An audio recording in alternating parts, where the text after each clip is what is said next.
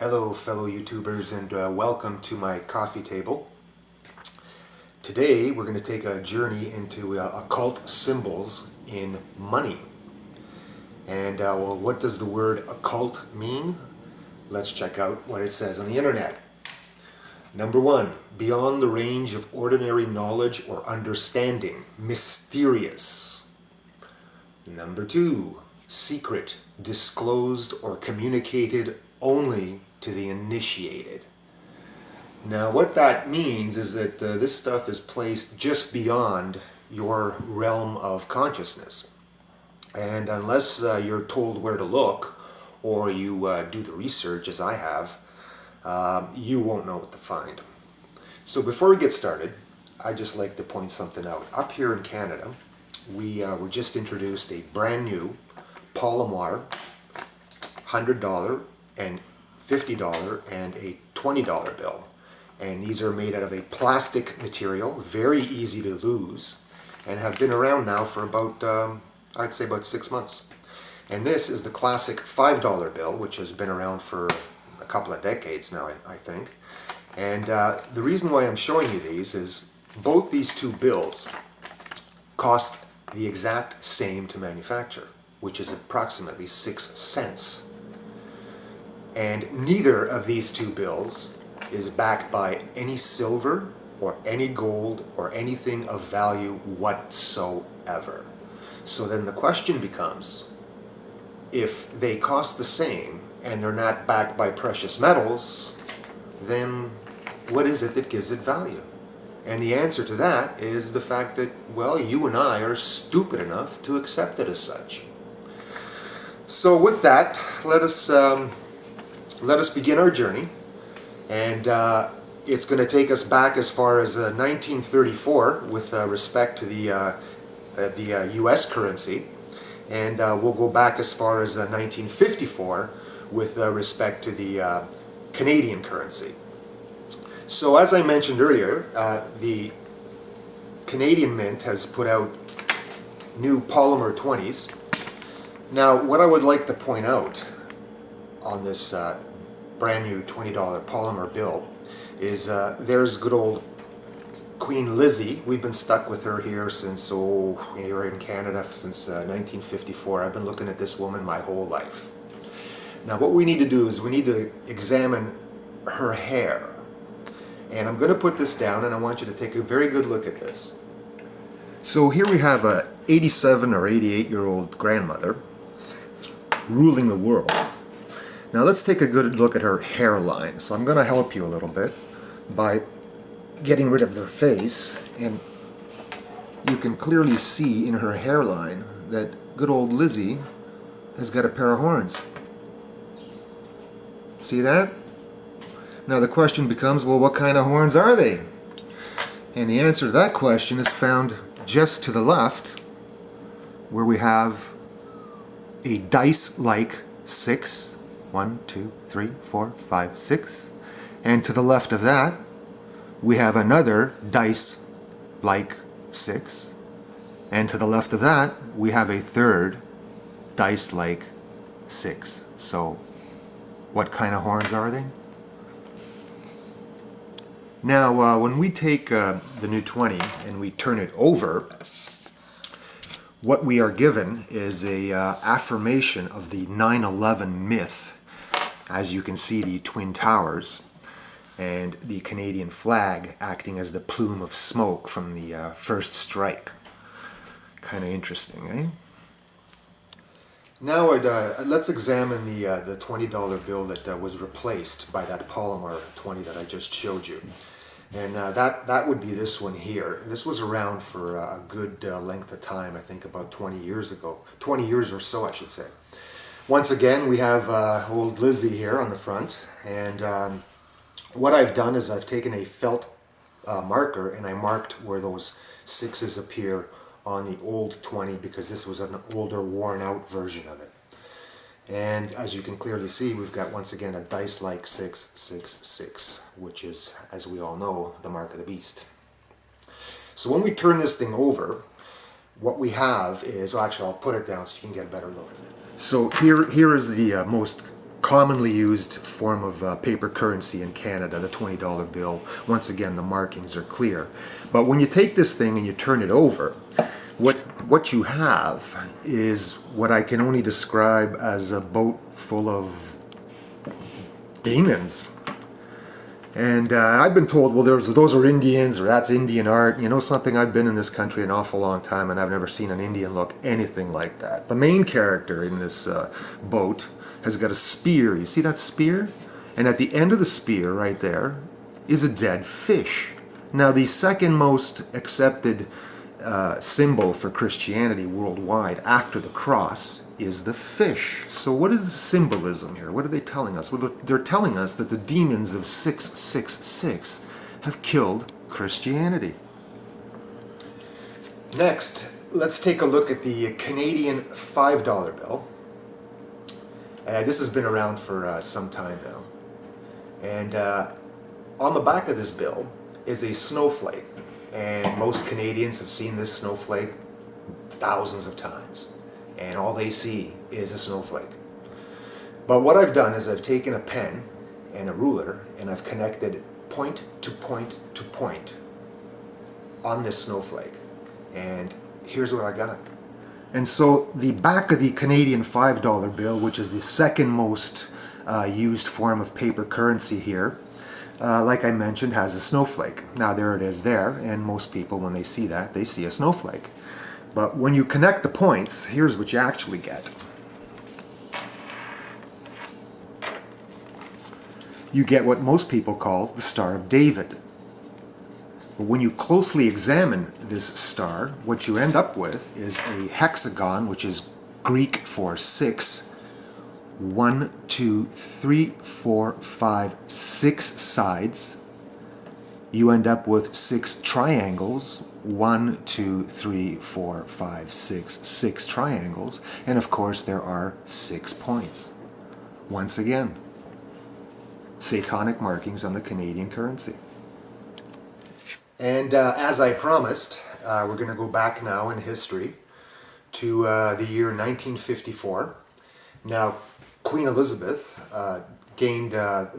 started her reign, I should say, in 1953, but didn't appear on the currency until 1954. So what I'm going to show you is a $10 1954 Canadian bill with the brand new Queen on it. And I'm going to put it down now, and I'm going to point out a couple of things. So there she is, the brand new Queen, Elizabeth.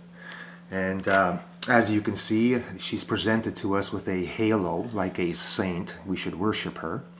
But the most interesting thing about this money is the fact that, and by the way, this was tried in several different countries when they printed this, is inside her hair is the pattern of a face. And what I have to do is I have to cover her face in order to help you focus in on it. You may want to pause this because it does take certain people, it took me about a minute or so before I could actually see it. So I'm going to cover her face, and in her hair is the face of a demon. Take a good look at that. Now, this is Canada we're talking about, back in 1954. Do you know how many people must have proofread this before it ever went to print? I mean, how could anyone miss that? That was put there purposefully. And it's so obvious. What also is amazing about this particular money is right here on the bottom. It says British American Bank Note Company Limited? Excuse me? I want to see a list of the shareholders of that company. Isn't that amazing? So now let's fast forward a little bit from 1954 and let's go to 1967. And what I have here is the $1 bill. It was the centennial dollar. Canada was celebrating her 100th birthday.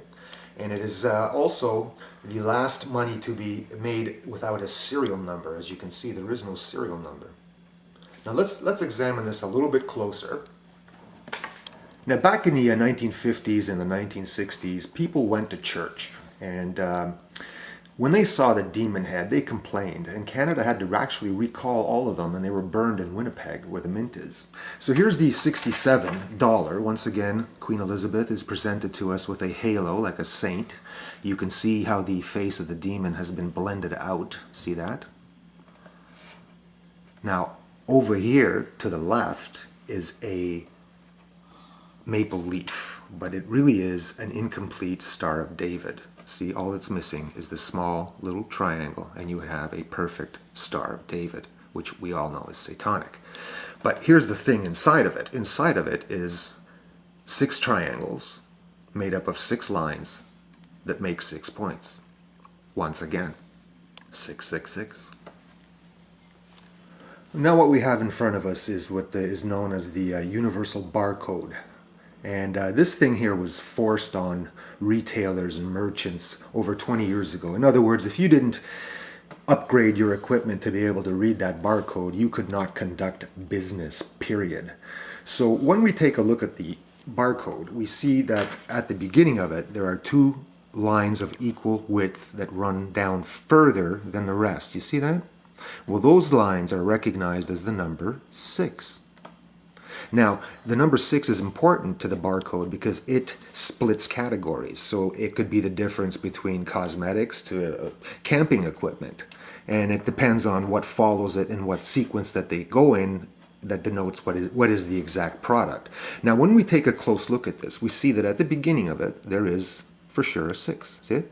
Now, follow to the right, and you'll see that in the center of it comes down another 6. Right there. See it? And in the end, it ends with,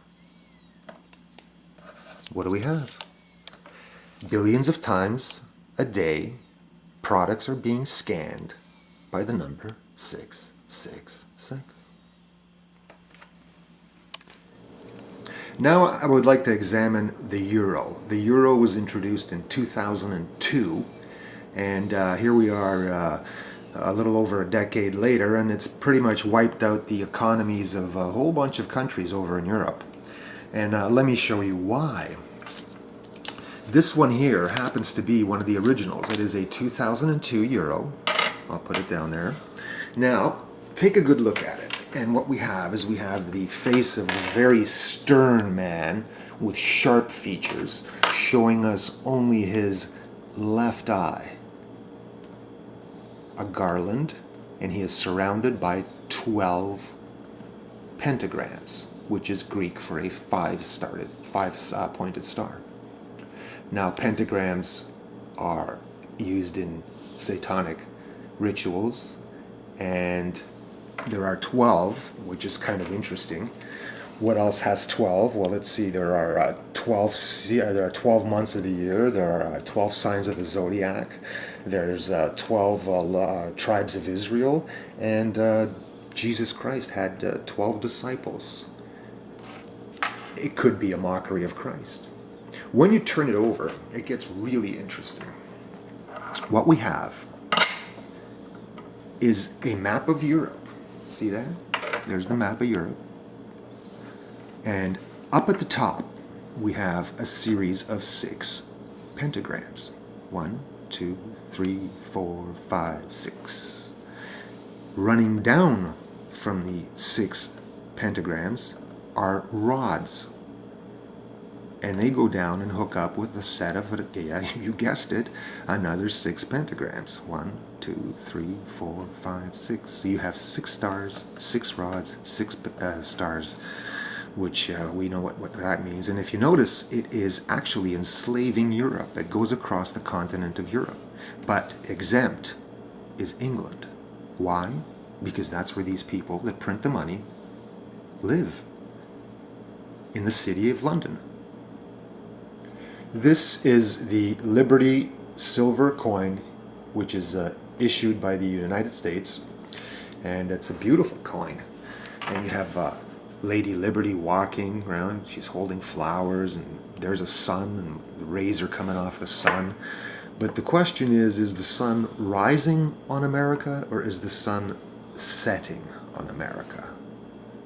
And to get your answer, what you have to do is to turn this coin over. Because when you do so, what you find is that you are completely upside down. Isn't that strange? And it's the only coin minted out there that I have found to do that is the US.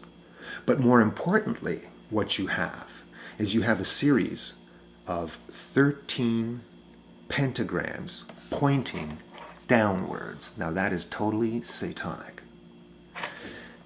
The 13 pentagrams you are going to see very shortly. The number 13 plays a crucial thing in this.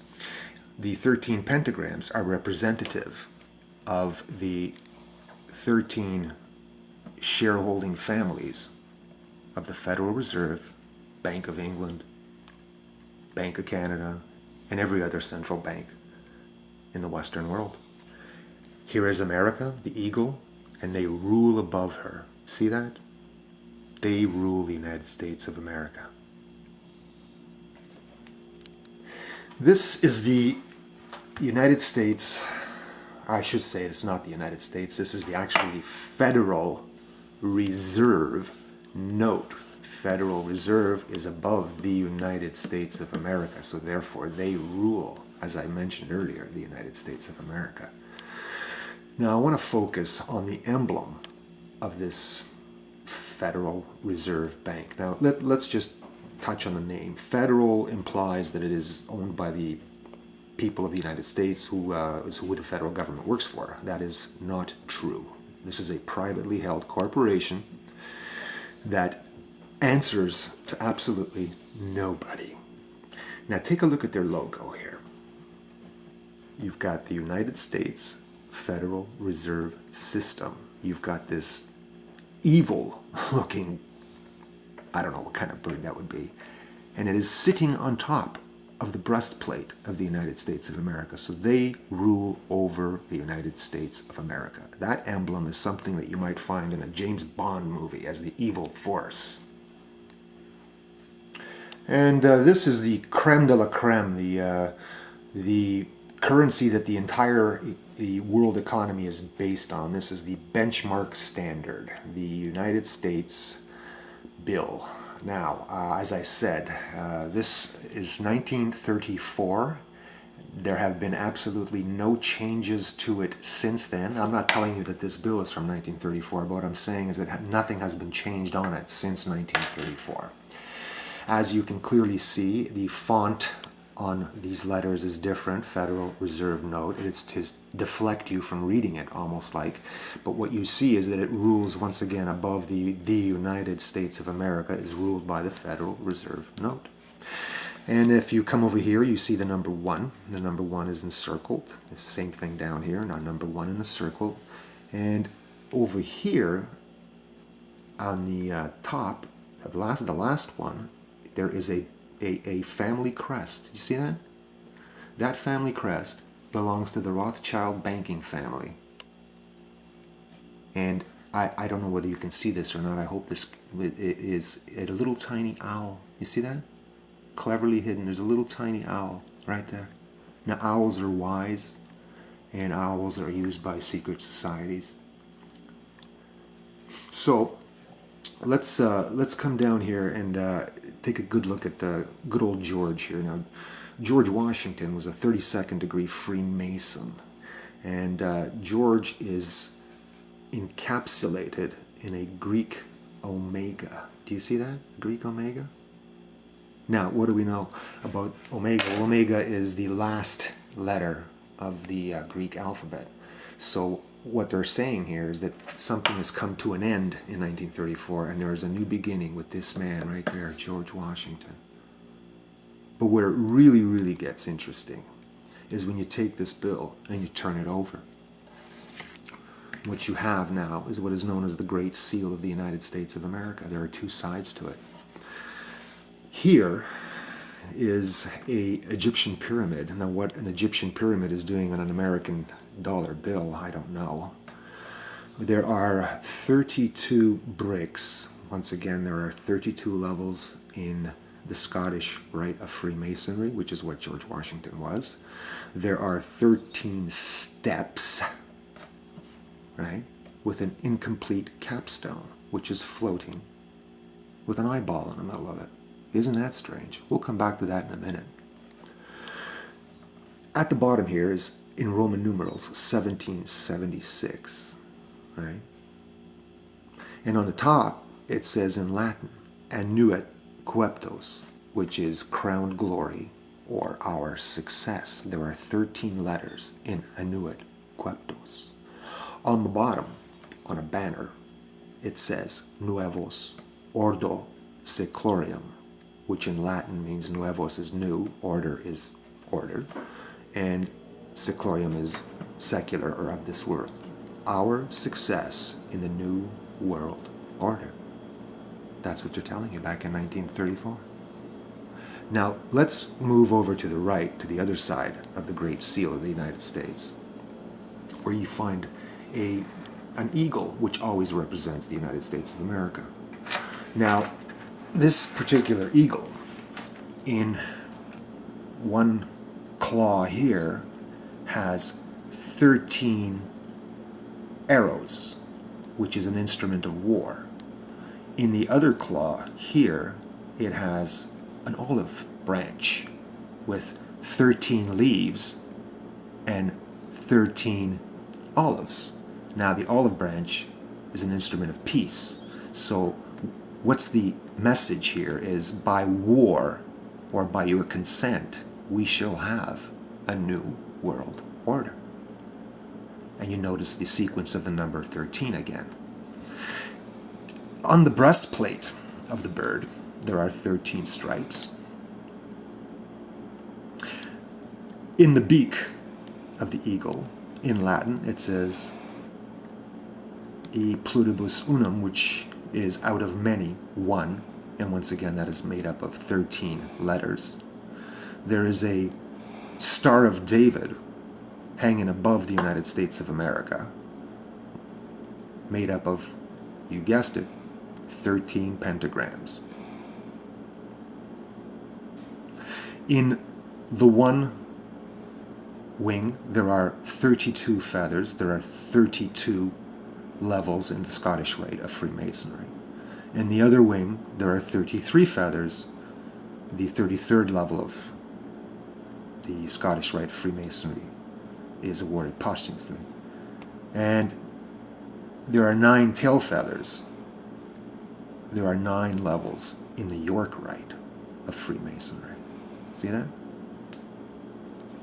Now, let's just go back to the other side here.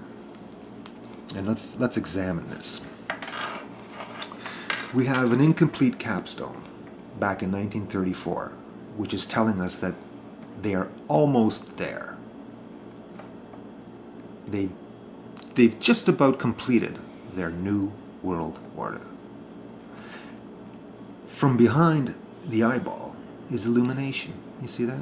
Light, knowledge. But you notice how the top of the pyramid stops all the rest of them from getting any of this knowledge or any of this light. See that? You and I are right here in the bottom. They call us debt slaves and goyim. So based on what I've been showing you here on my coffee table, let me ask you a question. Who do you think that eyeball belongs to? And what do they really mean with this Latin? What they're telling you is that they're replacing God's law with man's law, and that they're preparing the world for the arrival of their Masonic Antichrist.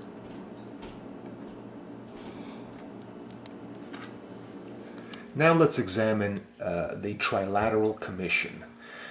The Trilateral Commission is a non-governmental, non-partisan discussion group founded by evil David Rockefeller in July 1973 to foster closer cooperation among North America, Western Europe, and Japan. Basically what they're saying is this commission of 300 plus people who represent the elite by proxy, they make the policy for the United States government. Now what's really interesting about this is let's examine their logo right over here. See that? That is the logo of the Trilateral Commission. Now let's take a really good look at this. What do we have here? Well, I see a 6, and a 6. You see that? And what's even more interesting is where the arrows almost touch is an upside down and broken cross. Look who's in charge. So our journey through occult money brings us to a new place, and it's called the Holy Bible. Now, in particular, I'd like to go to the last book of the Bible, which was written by St. John the Divine and is called Revelations. So this was written approximately 1,900 years ago, and St. John is telling us what the conditions are going to be like on the earth when the Antichrist shall arrive. Now, I'm not telling you that there's a devil. I'm not telling you that there's anything. I'm not telling you to change your religion. I'm not asking you for money. What I am telling you is that the people at the top are totally into this. And they organize, and they have meetings, and they discuss you and me, and what to do with us. So, in closing, let's read Revelations chapter 13, the last 4 verses. So here are the signs to look for, as given to us by St. John. And once again, chapter 13, verse 15. And he had power to give life unto the image of the beast, that the image of the beast should both speak and cause that as many would not worship the image of the beast should be killed. Remember now, by your consent or by war, a new world order. And he causeth all, both small and great, rich and poor, free and bond, to receive a mark in their right hand or in their forehead, and that no man might buy or sell, save that he had the mark or the name of the beast or the number of his name. Here is wisdom. Let him that hath understanding count the number of the beast, for it is a number of a man, and his number is 600, 60, which is 3 times 20, 60 in other words, and 6. And here we are, passing around between us, conducting business, 6, 6, and 6s. The time to wake up is now. Thank you for stopping on my coffee table.